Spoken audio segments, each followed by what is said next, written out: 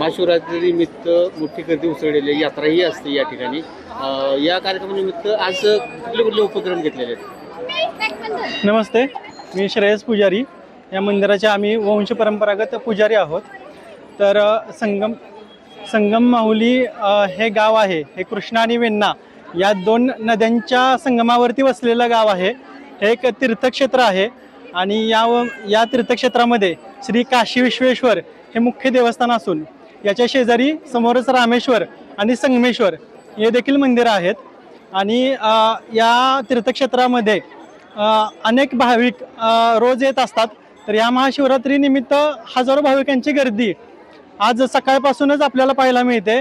म्हणजे पहाटे म्हणजे मध्यरात्रीपासूनच पाहायला मिळते. तर मध्यरात्री श्रींचा अभिषेक असेल, अभिषेक आणि सकाळपासून खिचडी वाटप आपण या ठिकाणी करत आहोत. तर दुपारी 12च्या सुमारास या 3 मंदिरांच्या काठ्या, मानाच्या काठ्या या संगमामध्ये येऊन मोठी आरती होते आणि हजारो भाविक इथे आलेले आहेत. तर या सर्व भाविकांनी महाशिवरात्रीचा दर्शन घ्यावे. पुरातन मंदिर आहे. या मंदिराबद्दल बरेच आख्यायिका आहे. साधारण कधी बांधलेलं मंदिर आहे? मंदिराबद्दल काय सांगाल? हे मंदिर साधारणतः 1735 मध्ये औंध संस्थानचे श्रीपतराव पंतप्रतिनिधी यांनी हे मंदिर बांधलेलं आहे. छत्रपती शाहू महाराज, सातारचे थोरले शाहू महाराज हे संगमामध्ये यायचे तेव्हा त्यांचे जे धार्मिक विधी होते ते पंतप्रतिनिधी करायचे.